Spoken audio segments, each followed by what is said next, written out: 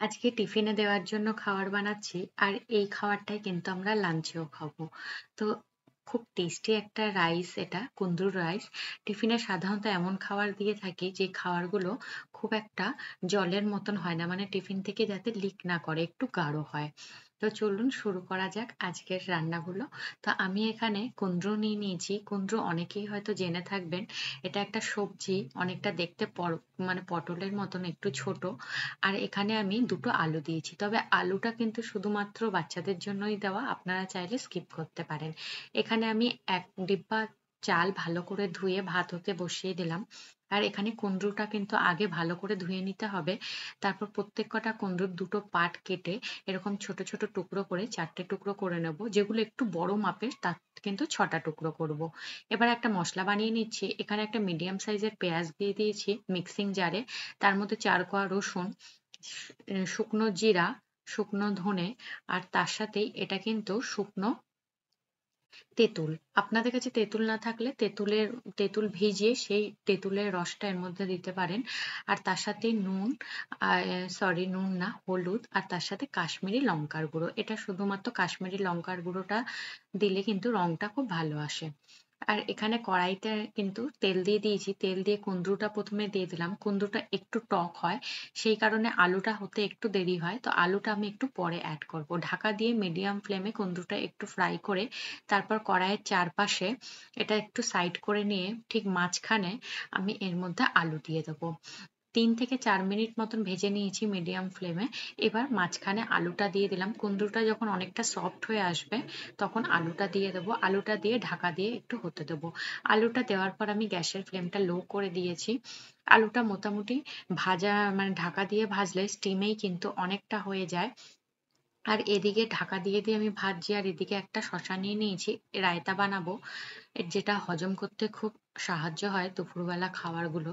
তো একটা শসা নিয়ে নিয়েছি। শসার দুপাশ ভালো করে কষ ছাড়িয়ে কেটে চোকলাটা ছাড়ালাম না। এবার ওই গ্রেটারের সাহায্যে গ্রেট করে নিয়েছি, একটু বড় গ্রেটার নিয়ে নিয়েছি। আর এদিকে আলু আর কুমড়োটা কিন্তু একদম ভালো মতন ভাজা হয়ে গেছে। এবার আপনারা চাইলে কড়াই থেকে তুলে রাখতে পারেন।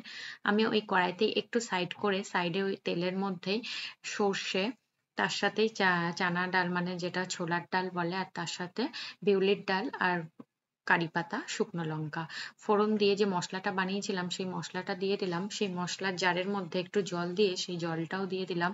আমি কিন্তু সম্পূর্ণ পেস্টটা ইউজ করিনি, একটু কম মশলা ইউজ করেছি। যতটা বানিয়েছিলাম তার একটু মশলা আমি রেখে দিয়েছি। আপনারা চাইলে আপনাদের পরিমাণ মতো মশলা ব্যবহার করতে পারেন, একটু বেশি মশলাতেও ব্যবহার করতে পারেন। এবার সবকিছু মশলাটা একটুখানি কষিয়ে নিয়ে গ্যাসের ফ্লেমটা একদম লো রেখেছিলাম। সব কুমড়ো আর আলুগুলো মশলার সাথে একটু কষিয়ে নেব। একটু জল দিয়ে দিলাম যাতে মশলাটা একটু হয়। আর যেহেতু এখানে আমি টক ব্যবহার করেছি, মানে শুকনো তেঁতুল, সেই টেস্টটাকে ব্যালেন্স করার জন্য একটু চিনি দিয়েছি। এবার যে ভাতটা আমি বানিয়ে রেখেছিলাম সেই ভাতটা এর মধ্যে দিয়ে সবকিছু ভালো করে মিশিয়ে নেব।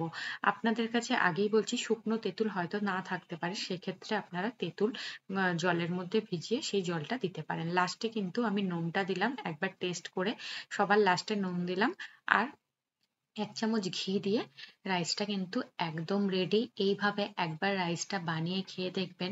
যদি কুমড়ো অনেকেই না খেয়ে থাকেন তাহলে কুমড়োটা স্কিপ করতে পারেন। রাইসটা একদম রেডি। আর এখানে আমি একটা ছোট বাটির হাফ বাটি দই নিয়েছি, নুন দিয়ে ভালো করে দইটা ফেটে, টক দই এটা, ওই শসাটা কদ্দুকস শসাটা যে রেখেছিলাম গ্রেট করে সেটা দিয়ে দিলাম। তার সাথে জিরের গুঁড়ো, এটা কিন্তু শুকনো খোলায় ভাজা জিরের গুঁড়ো, যেটা হজম হতে সাহায্য করে। আর তার সাথে একটু গোলমরিচের গুঁড়ো আর চাট মশলা দিয়েছি। ব্যাস, রায়তাটা কিন্তু রেডি। এটা কিন্তু আমি কোনো রকম পেঁয়াজ দিইনি রায়তার মধ্যে, কারণ টিফিন প্যাক করব, অনেক রকম স্মেল বেরায়, মানে গন্ধ বেরায়, অনেকের হয়তো পছন্দ হয় না। তাই জন্য পেঁয়াজটা আমি স্কিপ করেছি। আপনারা চাইলে রায়তাতে পেঁয়াজ দিতে পারেন। তাই এখানে আমি টিফিনটা প্যাক করে নিচ্ছি। এই রাইসটা অবশ্যই একবার বানিয়ে খাবেন। আপনারা যদি টক মিষ্টি একটু পছন্দ করেন তবে এই রাইসটা আপনাদের খুব ভালো লাগবে। তার সাথেই রায়তা, আর খাওয়ার শেষ একটু মিষ্টি হলে ভালো লাগে। তো এই কেকটা আমি আগের দিন বানিয়েছিলাম। এটা হচ্ছে চকলেট কেক, যে বানানা, মানে কলা দিয়ে কেকটা বানিয়েছি, বানানা চকলেট কেক। খুব নরম, আর আমার বাড়িতে সবার এটা খুব পছন্দ, খেতেও দুর্দান্ত স্বাদের।